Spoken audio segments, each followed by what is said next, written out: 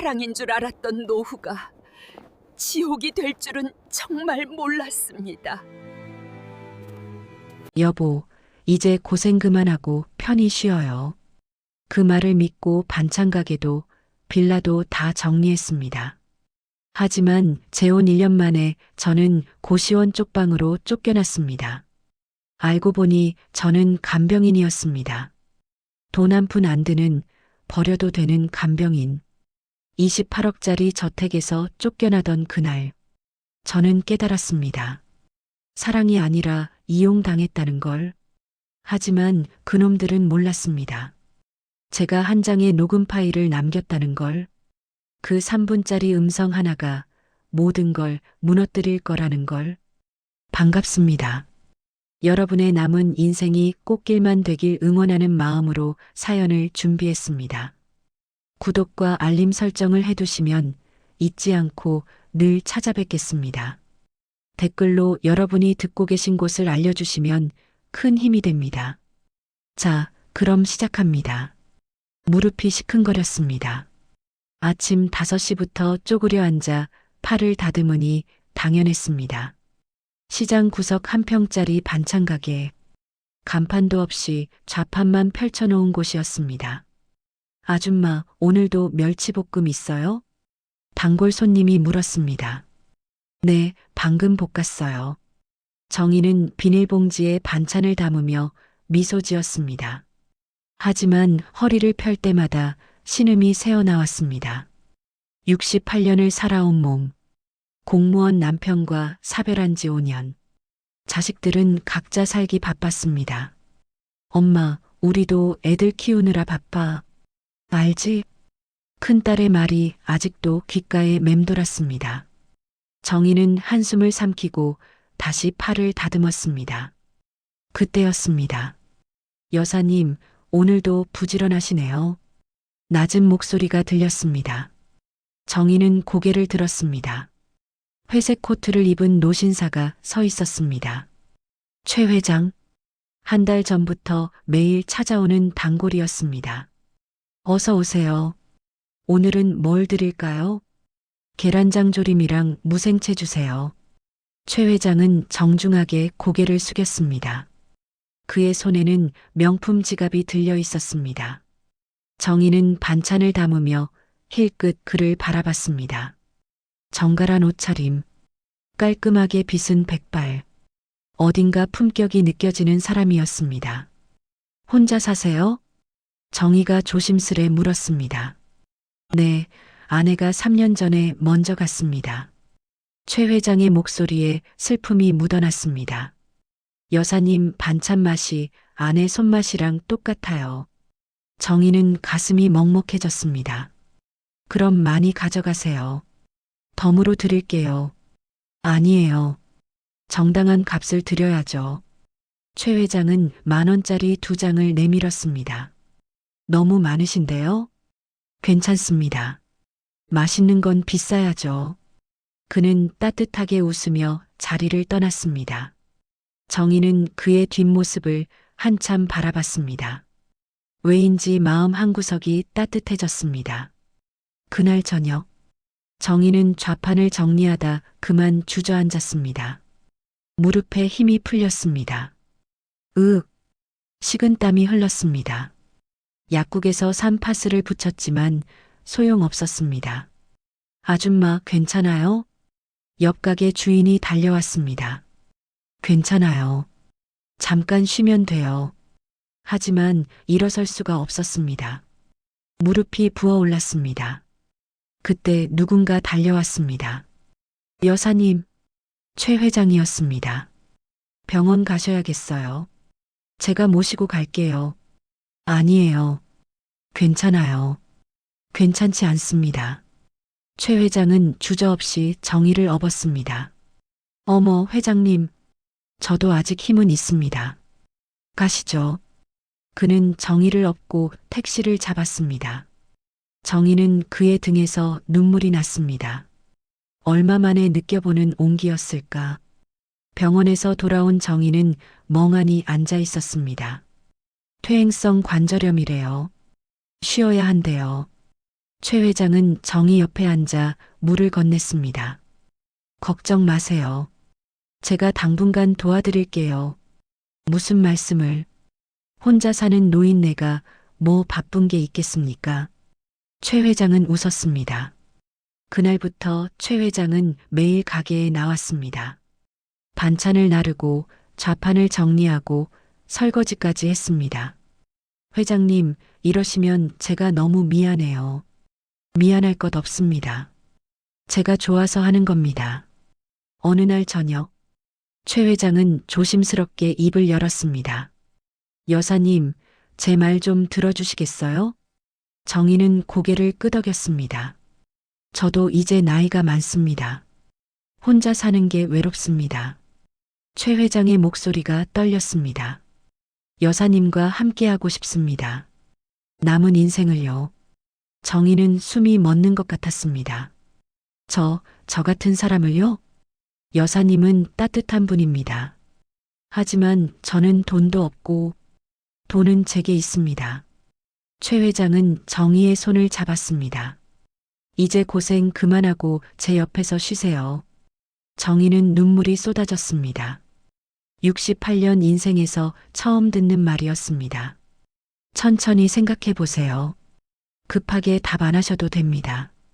최 회장은 정희의 손을 살짝 잡았습니다. 그날 밤, 정희는 잠을 이룰 수 없었습니다. 엄마 미쳤어? 그 나이에 재혼을? 큰딸 은주가 소리쳤습니다. 정희는 딸들을 불러 최 회장 이야기를 꺼냈습니다. 좋은 분이야. 나한테 잘해주시고 엄마 재산 노리는 거 아니야? 둘째 딸 민주가 끼어들었습니다. 무슨 재산? 내가 가진 게 뭐가 있다고. 빌라 있잖아. 반찬 가게 권리금도 있고. 은주는 팔짱을 꼈습니다. 엄마, 우리 생각은 안 해? 창피해 죽겠네. 정희는 가슴이 무너졌습니다. 너희 아빠 돌아가시고 5년 동안 난 혼자였어. 그래도 그렇지. 딸들은 돌아서 버렸습니다. 정희는 한참을 울었습니다. 하지만 마음은 이미 정해졌습니다. 일주일 후, 정희는 최 회장을 다시 만났습니다. 생각해 보셨어요? 네. 회장님 말씀대로 하겠습니다. 최 회장의 얼굴에 환한 미소가 번졌습니다. 감사합니다. 후회하지 않게 해드릴게요. 그는 정희의 손을 꼭 잡았습니다. 한 달 후, 작은 예식장에서 조촐한 결혼식이 열렸습니다. 정희의 딸들은 오지 않았습니다. 대신 최 회장의 아들 내외가 참석했습니다. 어머님 축하드립니다. 아들 최민석은 공손하게 인사했습니다. 저희도 어머님 모시게 돼서 기쁩니다. 며느리 서연도 웃으며 꽃다발을 건넸습니다.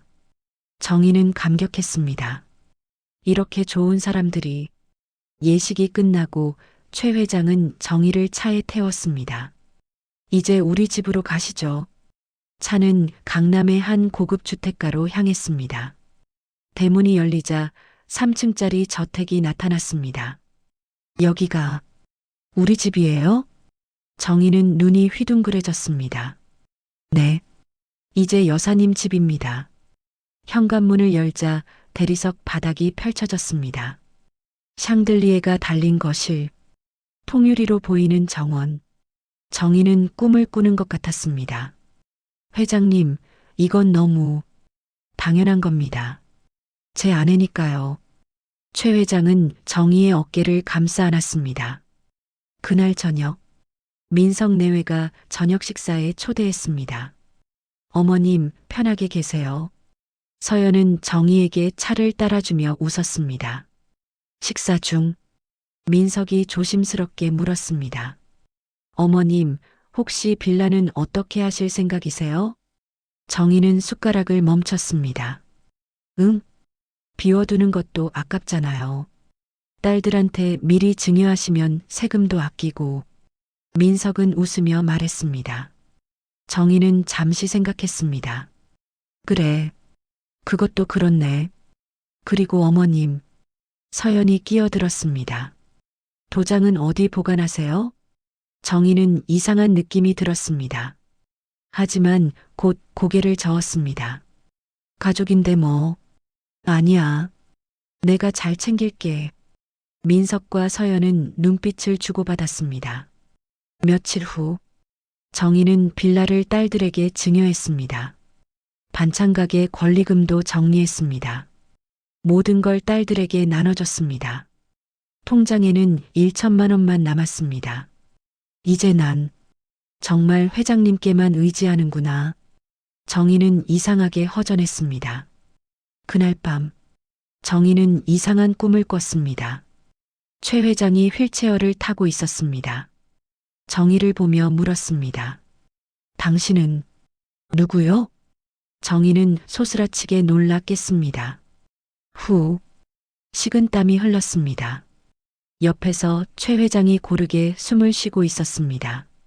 정희는 가슴을 쓸어내렸습니다. 그냥 꿈이야. 괜찮아.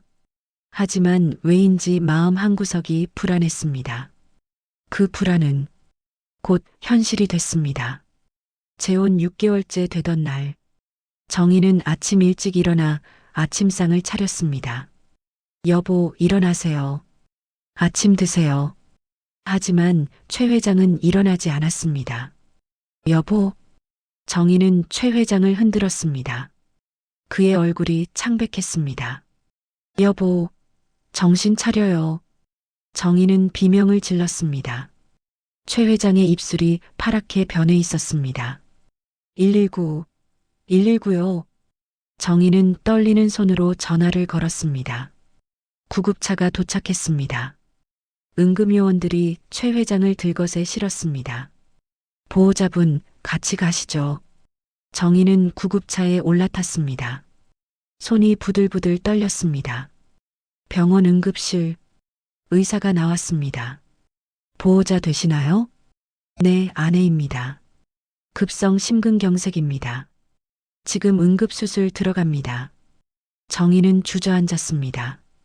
제발, 제발 살려주세요. 수술실 앞. 민석이 헐레벌떡 뛰어왔습니다. 어머님, 아버지는요? 지금 수술 중이야. 정희의 목소리가 떨렸습니다. 3시간이 흘렀습니다. 수술실 문이 열렸습니다. 의사가 마스크를 벗으며 나왔습니다. 다행히 수술은 성공했습니다. 정희는 안도의 한숨을 쉬었습니다. 하지만 뇌에 산소 공급이 일시적으로 중단됐어요. 의사는 심각한 표정이었습니다. 기억 손상이 있을 수 있습니다. 정희는 다리에 힘이 풀렸습니다. 일주일이 지났습니다. 최 회장은 중환자실에서 깨어났습니다. 정희는 황급히 달려갔습니다. 여보, 나예요.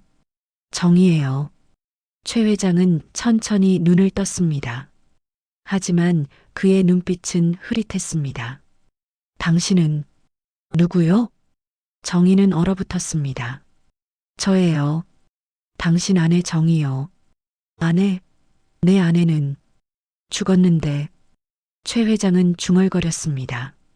정희는 가슴이 무너졌습니다. 의사가 정희를 밖으로 데리고 나왔습니다. 수술 후유증입니다. 최근 기억이 손상됐어요. 회복할 수 있나요? 알 수 없습니다. 시간을 두고 봐야 합니다. 정희는 복도에 주저앉았습니다. 한 달이 흘렀습니다. 최 회장은 퇴원했습니다. 하지만 거동이 불편했습니다. 휠체어를 타야 했습니다. 정희는 최 회장을 저택으로 모셨습니다. 그날부터 정희의 전쟁이 시작됐습니다. 아침 6시, 정희는 최 회장을 깨웠습니다.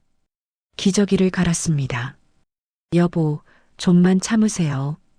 당신 누구야? 왜 나한테 손대? 최 회장이 소리쳤습니다. 정희는 눈물을 참았습니다. 몸을 닦이고 옷을 갈아입혔습니다. 식사 시간. 정희는 죽을 쑤어 떠먹였습니다. 이건 맛이 없소. 최 회장은 숟가락을 밀쳤습니다. 죽이 바닥에 쏟아졌습니다. 정희는 무릎을 꿇고 닦았습니다. 어느 날 오후 민석이 찾아왔습니다. 어머님 힘드시죠? 괜찮아. 정희는 지친 얼굴로 대답했습니다. 어머님 혼자서는 힘드실 것 같아서요. 민석은 명함을 꺼냈습니다. 전문 간병인 있어요. 제가 알아봤어요. 정희는 명함을 받았습니다. 헬스케어 간병 서비스? 월 200만 원인데 3개월치만 먼저 내시면 돼요. 600만 원. 정희는 망설였습니다. 통장에는 1천만 원밖에 없었습니다. 하지만 민석의 말이 맞았습니다. 혼자서는 힘들었습니다. 알았어. 내가 낼게. 감사합니다, 어머님. 민석은 환하게 웃었습니다. 정희는 다음날 은행에 갔습니다.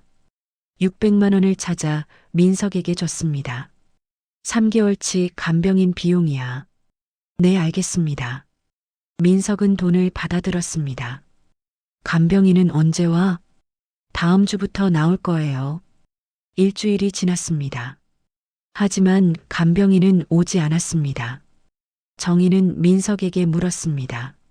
민석아, 간병인은 언제 와? 아, 그게 업체에서 적합한 사람 찾는 중이래요. 그래? 네.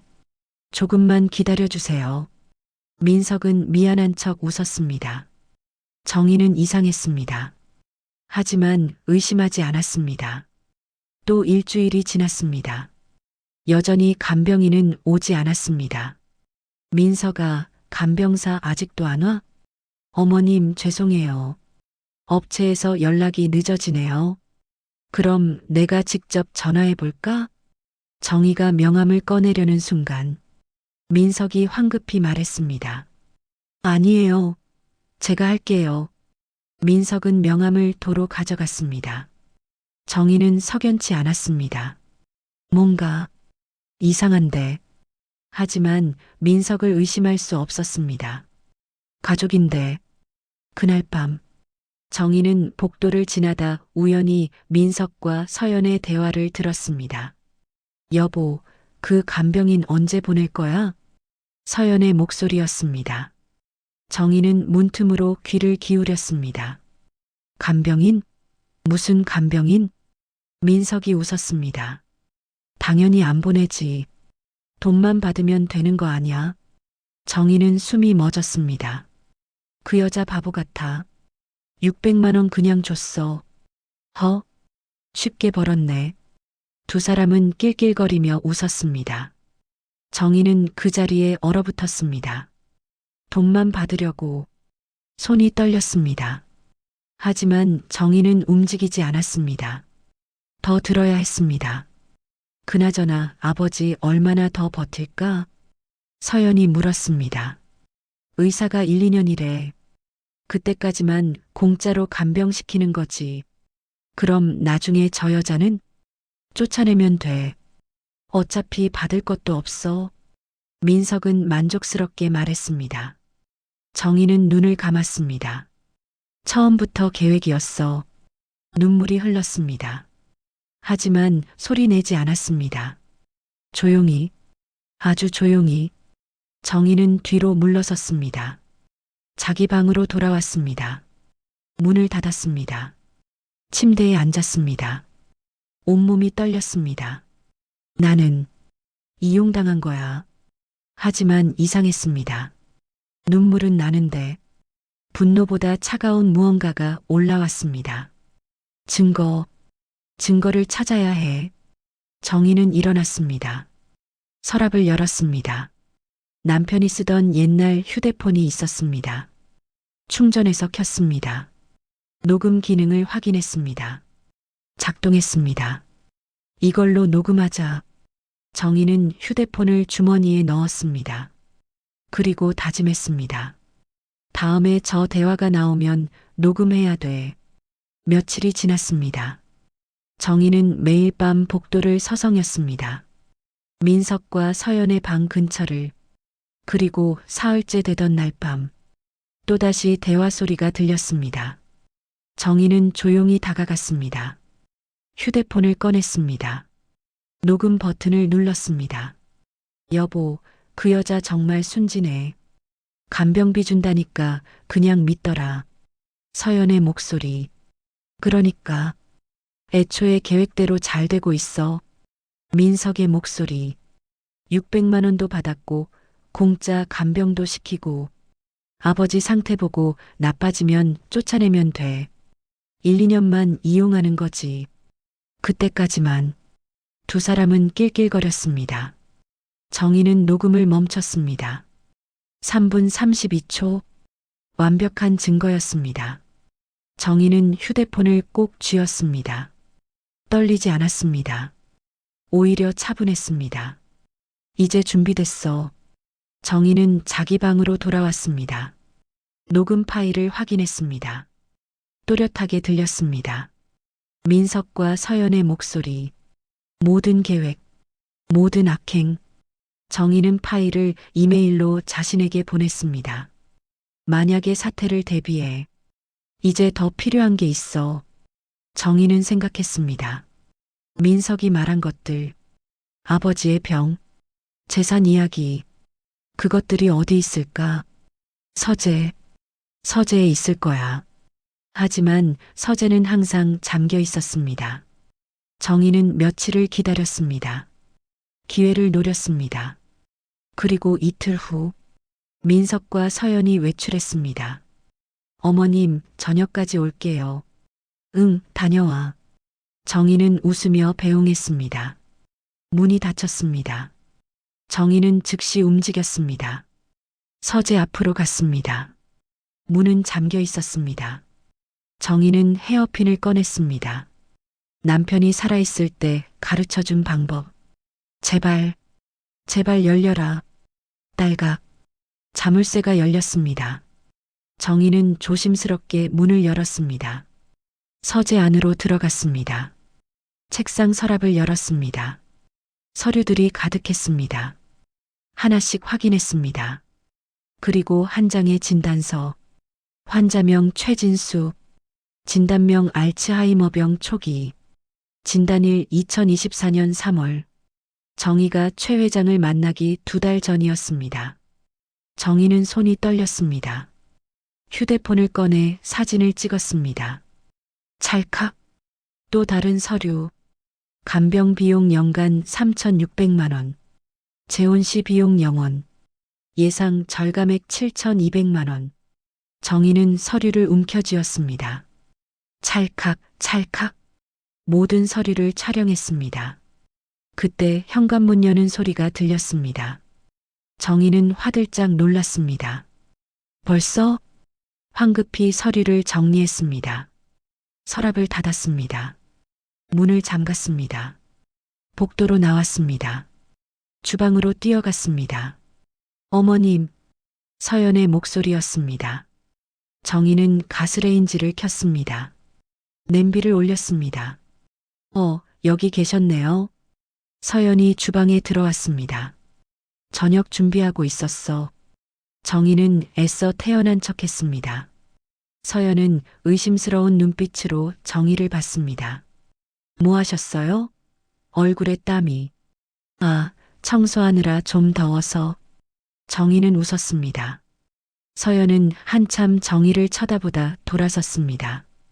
정희는 가슴을 쓸어내렸습니다. 그날 밤 정희는 자기 방에서 휴대폰을 봤습니다. 찍어둔 사진들을 확인했습니다. 진단서, 간병 비용 계획서, 모든 증거가 있었습니다. 이제 충분해. 정희는 침대에 누웠습니다. 천장을 봤습니다. 내일 변호사를 만나자. 하지만 잠이 오지 않았습니다. 온갖 생각이 머릿속을 스쳤습니다. 나는 정말 아무것도 아니었구나. 눈물이 났습니다. 하지만 이내 닦아냈습니다. 울면 안 돼. 지금은 싸울 때야. 정희는 눈을 감았습니다. 그리고 내일을 기다렸습니다. 다음 날 오후 정희는 민석에게 말했습니다. 민석아, 오늘 오후에 병원 좀 다녀올게. 어디 아프세요? 무릎이 좀. 검사 받아야 할 것 같아서. 민석은 무심하게 고개를 끄덕였습니다. 그래요. 다녀오세요. 정희는 외출 준비를 했습니다. 버스를 탔습니다. 남편의 옛 친구가 운영하는 법무법인으로 향했습니다. 법무법인 정희. 정희는 건물 앞에 섰습니다. 심호흡을 했습니다. 이제 시작이야. 문을 열고 들어갔습니다. 한 여사님 들어오세요. 변호사가 문을 열었습니다. 40대 중반의 남자.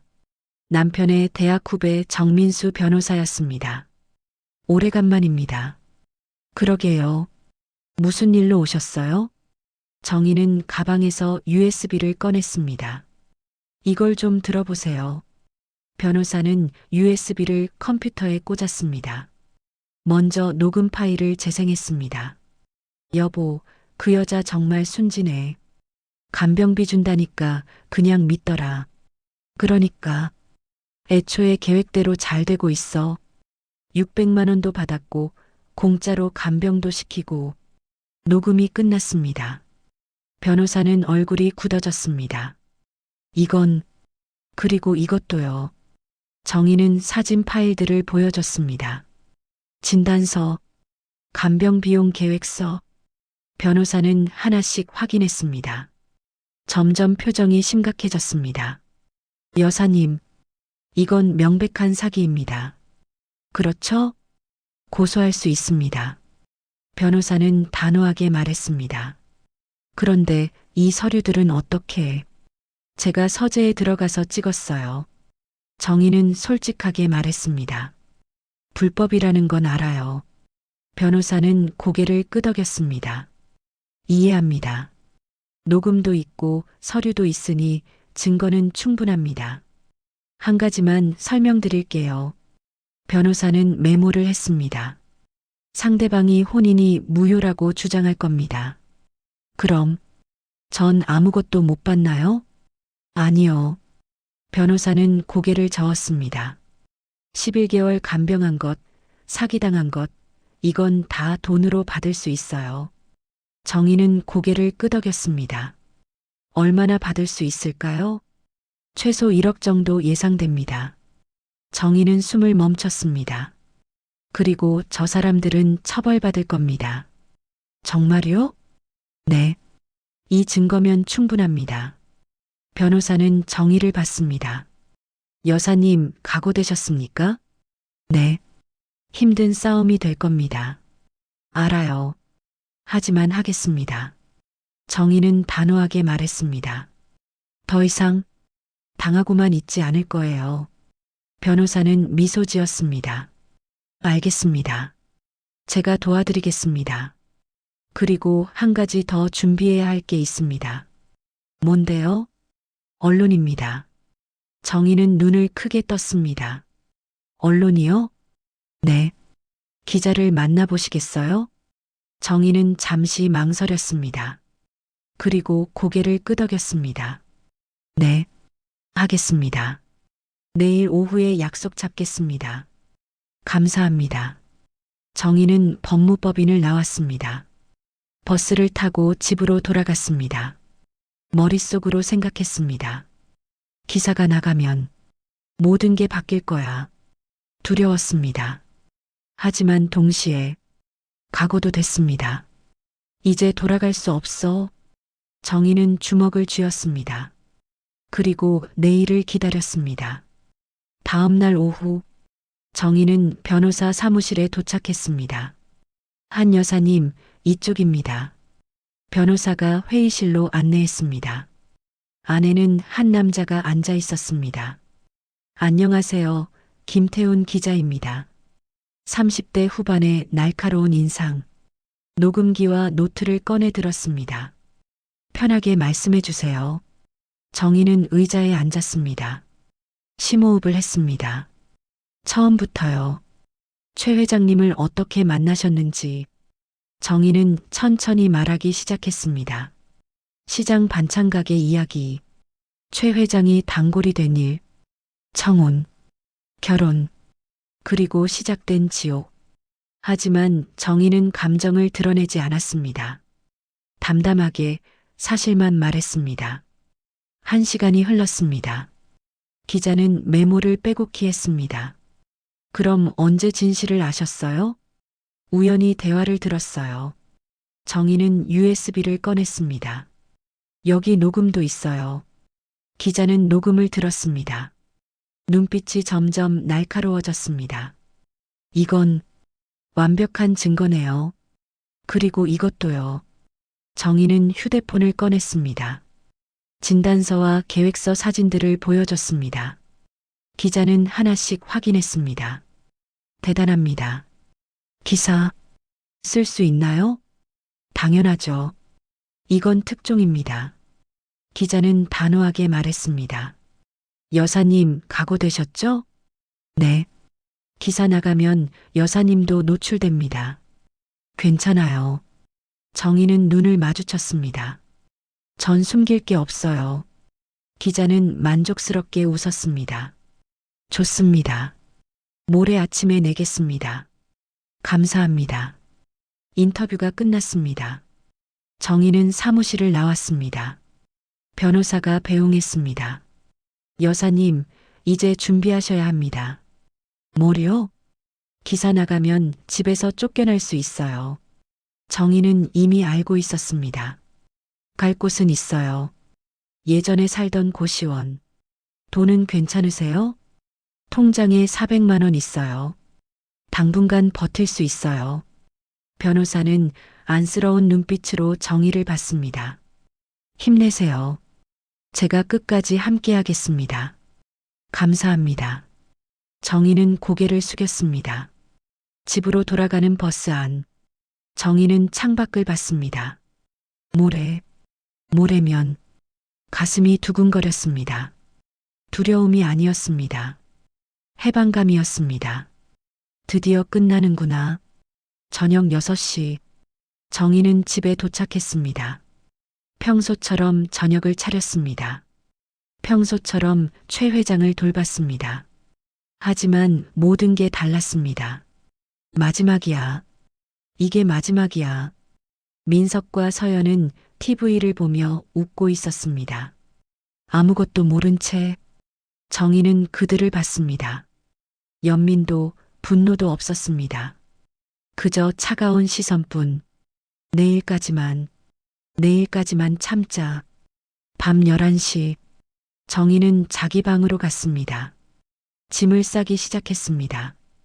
옷 몇 벌, 세면도구, 중요한 서류들, 가방 하나면 충분했습니다. 원래 내게 있던 게 이것뿐이었으니까. 정희는 가방을 침대 밑에 숨겼습니다. 그리고 최 회장 방으로 갔습니다. 조용히 문을 열었습니다. 최 회장은 자고 있었습니다. 정희는 침대 옆에 앉았습니다. 최 회장의 손을 잡았습니다. 여보, 정희는 속삭였습니다. 당신도 피해자예요. 최 회장은 잠꼬대를 했습니다. 멸치볶음. 정희는 웃었습니다. 기억하시는구나. 조금은. 맛있어. 네, 맛있죠. 정희는 최 회장의 손을 꼭 쥐었습니다. 미안해요. 제가 지켜드리지 못해서 눈물이 났습니다. 하지만 이제 저도 살아야 해요. 정희는 일어났습니다. 최 회장을 마지막으로 봤습니다. 행복하세요. 정희는 방을 나왔습니다. 문을 닫았습니다. 자기 방으로 돌아왔습니다. 침대에 누웠습니다. 잠이 올 리 없었습니다. 시계를 봤습니다. 제각제각. 시간이 흘렀습니다. 새벽 5시. 정희는 일어났습니다. 인터넷 사이트를 확인했습니다. 아직 기사가 없었습니다. 조금만 더. 6시. 새로 고침. 없었습니다. 7시. 새로 고침. 그때였습니다. 단독 68세 여성, 80세 자산가와 재혼 후 1년간 무급 간병인으로 착취. 녹음 파일로 밝혀진 치밀한 계획. 기사가 떴습니다. 정희는 숨을 멈췄습니다. 클릭했습니다. 기사가 펼쳐졌습니다. 정희의 얼굴 사진. 모자이크 없이 그대로. 그리고 녹음 파일 내용. 진단서 사진. 간병 비용 계획서. 정희는 기사를 천천히 읽었습니다. 눈물이 났습니다. 내 이야기가 여기다 있어. 댓글이 달리기 시작했습니다. 세상에 이런 일이. 녹음 들어보니 소름 돋는다. 아들놈 감옥 가야 함. 할머니 너무 대단하세요. 댓글은 순식간에 100개를 넘었습니다. 정희는 휴대폰을 내려놓았습니다. 손이 떨렸습니다. 하지만 이번엔 두려움이 아니었습니다. 안도감이었습니다. 이제 정말 시작이야. 아침 8시 민석이 출근 준비를 하고 있었습니다. 갑자기 전화가 울렸습니다. 여보세요? 네, 최민석입니다. 민석의 얼굴이 굳었습니다. 네, 무슨 기사요? 그는 휴대폰을 꺼냈습니다. 포털을 열었습니다. 얼굴이 새하얘졌습니다. 이게 무슨... 서연도 달려왔습니다. 여보, 왜 그래? 기사가 났어. 민석은 휴대폰을 떨어뜨렸습니다. 서연이 주워서 봤습니다. 특히 녹음 파일 내용을 보고는 아니, 이게... 두 사람은 동시에 정희를 봤습니다. 정희는 주방에서 차분하게 설거지를 하고 있었습니다. 어머님, 민석이 소리쳤습니다. 정희는 천천히 돌아봤습니다. 왜 그래? 이거 어머님이 한 거예요? 민석은 휴대폰을 들이밀었습니다. 정희는 기사를 봤습니다. 그리고 고개를 끄덕였습니다. 응, 내가 했어. 미쳤어요. 민석이 소리쳤습니다. 녹음까지. 어떻게? 너희가 말한 거잖아. 내가 그냥 들었을 뿐이야. 정희는 차분하게 대답했습니다. 서연이 끼어들었습니다. 어머님, 이거 불법이잖아요. 그래서? 정희는 웃었습니다. 너희가 한 것도 불법이잖아. 민석은 얼굴이 하얗게 질렸습니다. 간병비 600만 원도 사기였지. 간병인 같은 건 없었잖아. 정희는 하나씩 말했습니다. 치매도 숨겼고, 나한테서 돈만 받으려 했고, 그건 다 알아. 서재에서 다 봤어. 민석은 할 말을 잃었습니다. 서연이 소리쳤습니다. 어머님, 이러시면 우리 집안 망해요. 그래서? 정희는 차가운 눈빛으로 봤습니다. 너희는 내 인생 망쳐도 되고, 그건 11개월 동안 난 사람도 아니었어. 정희의 목소리가 떨렸습니다. 그냥 도구였어. 그래도 이건 이제 너희 차례야. 정희는 단호하게 말했습니다. 민석은 정희를 노려봤습니다.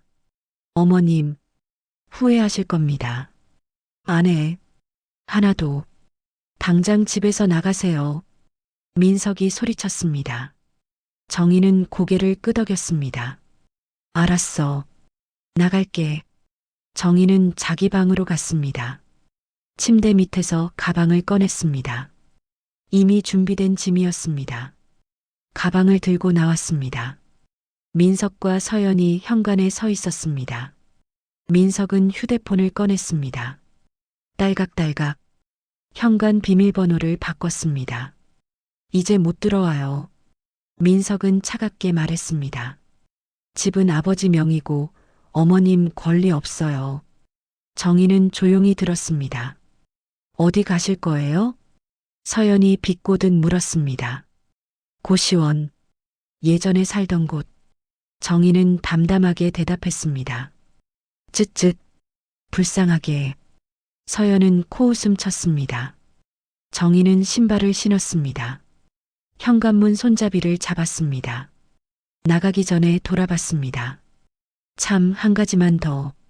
뭐예요? 회장님은 아무 죄 없어. 정희의 목소리가 떨렸습니다. 그 사람도 피해자야. 민석은 고개를 돌렸습니다. 잘 돌봐. 정희는 문을 열었습니다. 밖으로 나갔습니다. 문을 닫았습니다. 뒤에서 비밀번호 바뀌는 소리가 들렸습니다. 삐삐삐. 정희는 계단을 내려갔습니다. 28억짜리 저택, 꿈 같던 집, 지옥이었던 곳. 정희는 뒤돌아보지 않았습니다. 대문을 나섰습니다. 1월의 아침 공기가 차가웠습니다. 하지만 정희는 웃었습니다. 처음으로 진짜 웃음을, 자유의 웃음을. 버스 정류장으로 걸었습니다.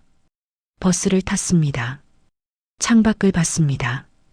강남을 벗어나 시장 쪽으로 향했습니다. 이제 정말 끝이야. 정희는 가방을 꼭 안았습니다. 그 안에는 모든 게 들어 있었습니다. 옷, 서류, 그리고 증거들. 나는 살아남았어. 1시간 후, 정희는 시장 근처에 도착했습니다. 고시원 건물 앞, 낡고 허름한 곳. 하지만 정희에겐 익숙했습니다. 어머, 한 여사님? 주인 아줌마가 반겼습니다. 기사 봤어요. 대단하시던데요. 아, 방 필요하시죠? 3층에 빈 방 있어요. 감사합니다. 정희는 보증금을 냈습니다. 남은 돈 400만 원 중 50만 원. 방은 2평도 안 됐습니다. 침대 하나, 책상 하나, 작은 창문 하나. 그게 전부였습니다. 정희는 가방을 내려놓았습니다. 침대에 앉았습니다. 창문을 열었습니다. 시장이 보였습니다. 예전에 일하던 곳. 여기서 다시 시작해야지. 정희는 심호흡했습니다. 그날 오후 정희의 휴대폰이 울렸습니다. 딸 은주였습니다. 엄마, 무슨 일이야? 은주야, 기사 봤어. 엄마가 그렇게 당했어? 딸의 목소리에 눈물이 섞여 있었습니다. 왜 진작 말 안 했어? 너희한테 짐이 될까봐. 무슨 소리야? 엄마가 짐일 리 있어. 은주가 울먹였습니다. 미안해, 엄마. 내가 너무 모질게 굴었어. 정희는 눈물이 났습니다. 아니야. 엄마가 미안해. 엄마, 지금 어디야? 괜찮아. 나 고시원에 있어. 고시원? 엄마가? 응. 여기가 편해. 정희는 웃었습니다. 은주야, 걱정 마. 엄마 괜찮아. 둘째 민주에게서도 전화가 왔습니다. 엄마, 미안해. 그동안 너무 다 지난 일이야. 정희는 딸들을 안심시켰습니다. 전화를 끊었습니다. 정희는 침대에 누웠습니다. 천장을 봤습니다. 이제 시작이야. 며칠이 흘렀습니다. 뉴스가 터졌습니다. 재벌 아들, 노인 결혼 사기 논란. 녹음 파일로 드러난 치밀한 계획. 기사는 계속 쏟아졌습니다. 댓글은 폭발했습니다. 녹음 들어보니 진짜 악마들이네. 감옥 보내야 함. 할머니 응원합니다. 여론이 들끓었습니다. 민석의 회사도 타격을 받았습니다. 최민석 이사 사퇴, 기업 이미지 실추, 모든 게 무너지기 시작했습니다. 일주일 후, 검찰이 수사에 착수했습니다. 사기, 노인학대 혐의로 입건, 민석과 서연이 소환됐습니다. 정희도 조사를 받았습니다.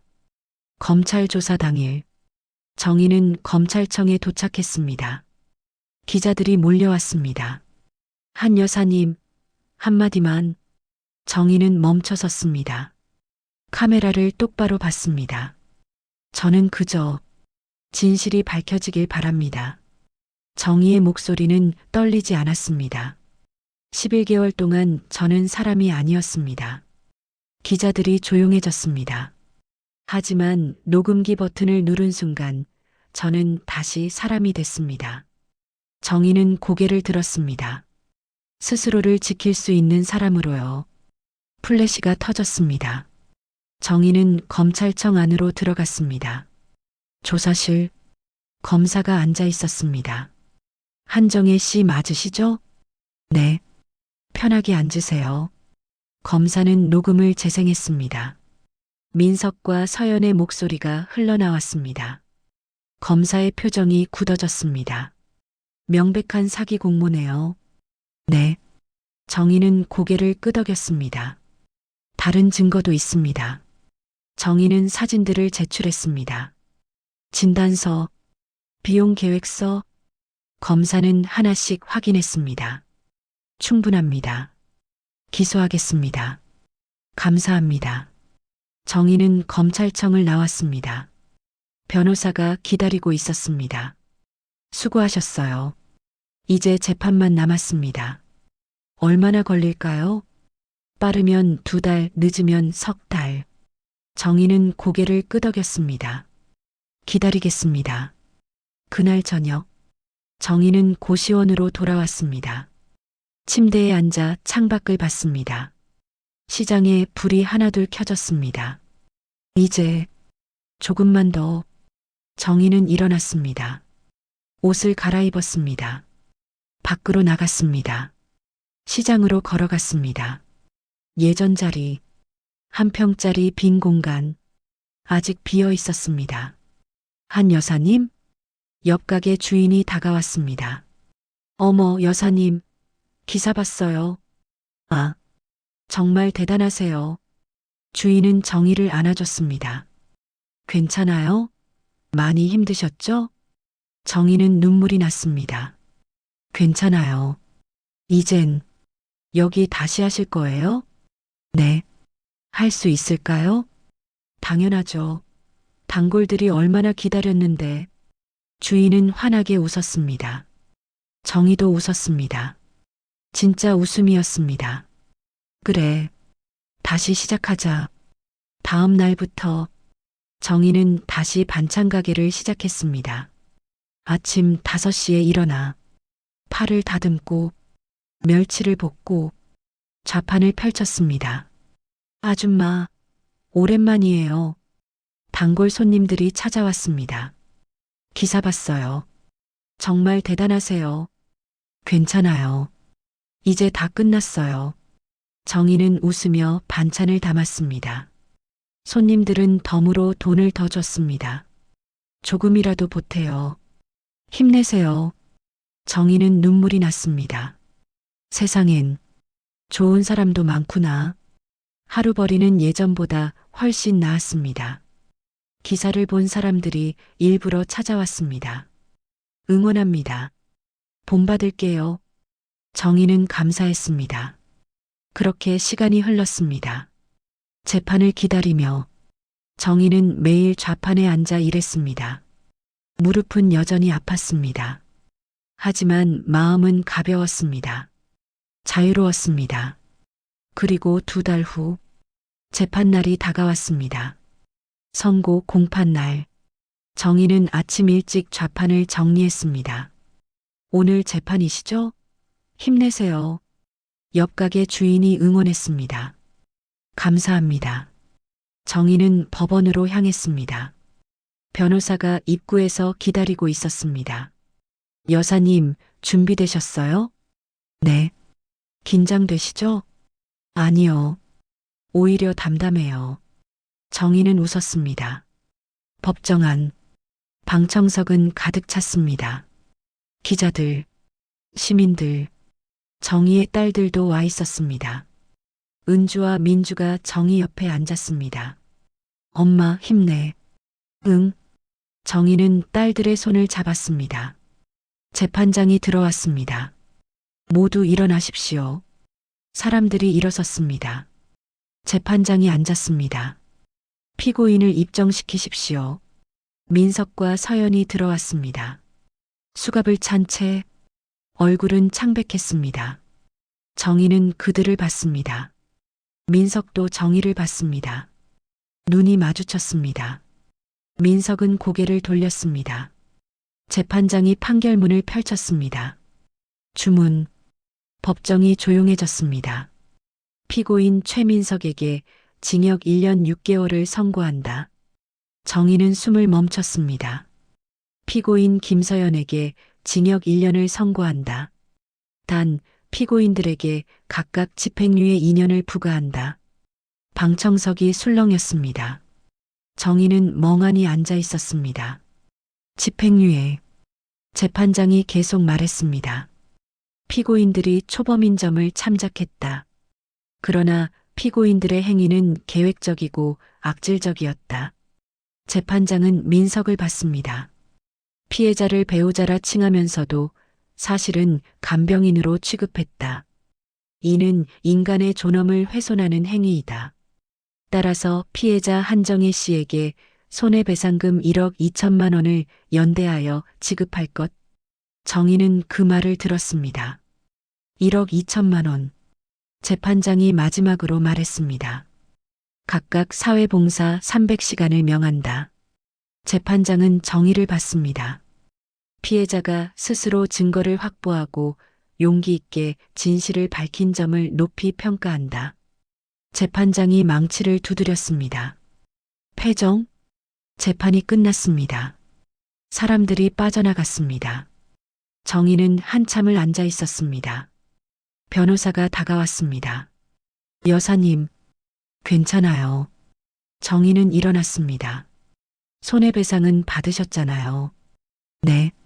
정희는 고개를 끄덕였습니다. 그리고 제일 중요한 건 뭔데요? 진실이 밝혀진 거예요. 변호사는 정희의 어깨를 토닥였습니다. 그게 가장 큰 승리입니다. 정희는 복도로 나왔습니다. 민석이 서 있었습니다. 정희와 마주쳤습니다. 민석은 고개를 숙였습니다. 어머님, 정희는 멈춰 섰습니다. 죄송합니다. 민석의 목소리가 떨렸습니다. 정희는 한참을 그를 봤습니다. 그리고 입을 열었습니다. 미안하다는 말.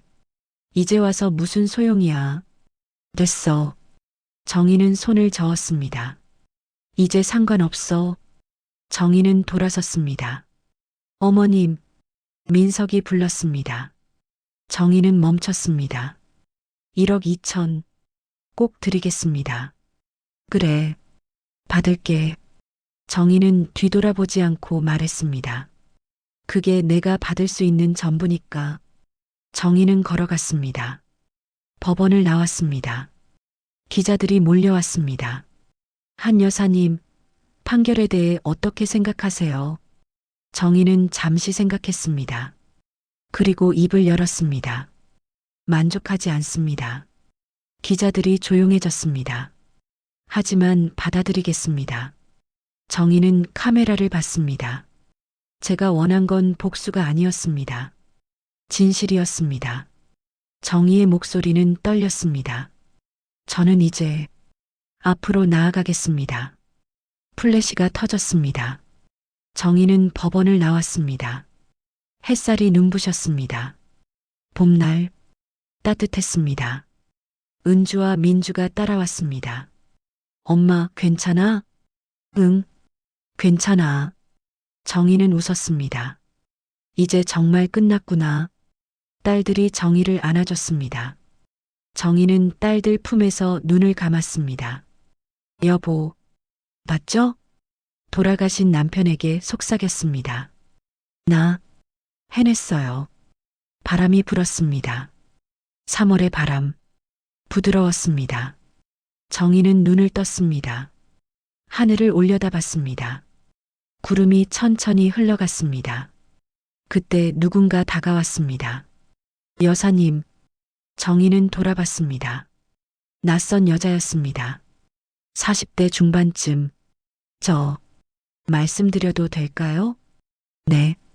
여자는 눈물을 흘렸습니다. 저도 비슷한 일을 당했어요.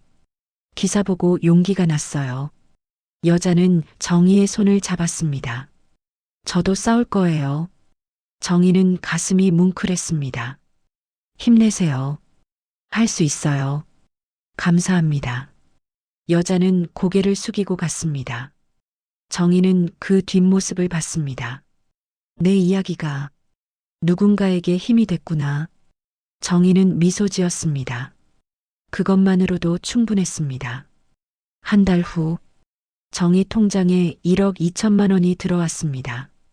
민석과 서연이 판결대로 손해배상금을 입금한 것입니다. 정희는 은행 창구에 앉아 통장을 봤습니다. 1억 2천만 원. 69년 인생에서 처음 보는 액수였습니다. 하지만 예전처럼 공허하지 않았습니다. 이건 내가 싸워서 얻은 거야. 정희는 통장을 덮었습니다. 그날 오후 정희는 딸들을 불렀습니다. 고시원 근처 작은 식당에서 만났습니다. 엄마, 무슨 일이야? 은주가 물었습니다. 정희는 가방에서 봉투 2개를 꺼냈습니다. 이거 너희 줄 거야. 이게 뭔데? 민주가 봉투를 열었습니다. 수표가 들어 있었습니다. 3천만 원. 엄마, 이게 너희 몫이야. 두 딸은 눈이 커졌습니다. 엄마가 받은 건데 왜? 너희도 힘들었잖아. 정희는 웃었습니다. 그리고 엄마는 많이 필요 없어. 엄마. 은주가 울먹였습니다. 고마워, 엄마. 아니야. 엄마가 고마워. 정희는 딸들의 손을 잡았습니다. 너희가 있어서 엄마가 버틸 수 있었어. 세 사람은 한참을 손을 잡고 있었습니다. 며칠 후 정희는 변호사를 찾아갔습니다. 수임료 1,500만 원을 전했습니다. 여사님, 이건 너무... 아니에요. 선생님 덕분이에요. 정희는 고개를 숙였습니다. 정말 감사했습니다. 제가 더 감사하죠. 변호사는 악수를 청했습니다. 정희는 그 손을 잡았습니다. 앞으로 잘 사세요, 여사님. 네. 선생님도요. 정희는 법무법인을 나왔습니다. 남은 돈은 7,500만 원. 큰 돈이었습니다. 이 돈으로 뭘 하지? 정희는 생각했습니다. 그리고 결정했습니다. 4월이 왔습니다. 정희는 시장 안 15평짜리 작은 가게를 냈습니다. 간판에는 정인의 반찬이라고 쓰여 있었습니다.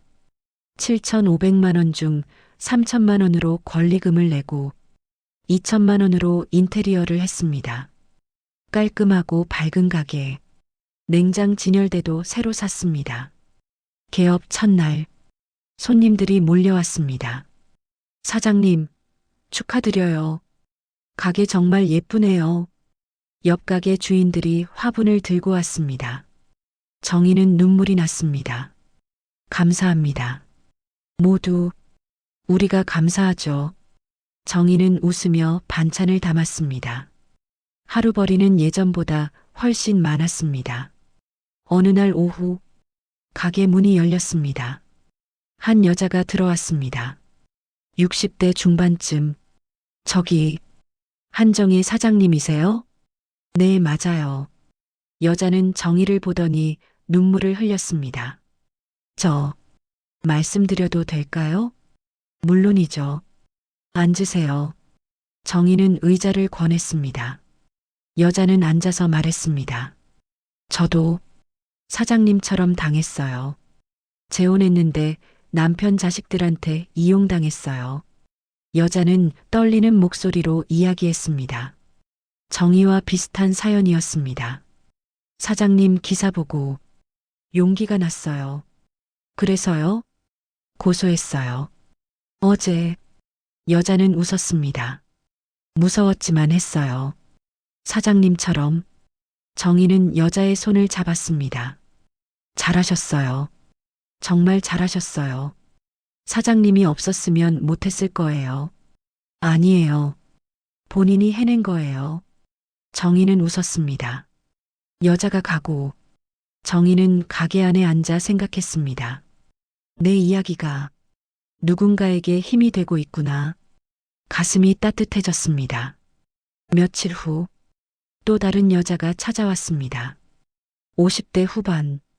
사장님, 상담 좀 해주실 수 있나요? 물론이죠. 정희는 문을 닫고 여자와 마주 앉았습니다. 여자도 비슷한 이야기였습니다.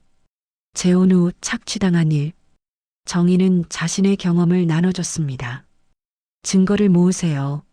녹음이든 사진이든. 그리고 변호사를 만나세요. 네. 감사합니다. 여자는 용기를 얻은 듯 일어났습니다. 그렇게 한 달에 서너 명씩 비슷한 처지의 사람들이 정희를 찾았습니다.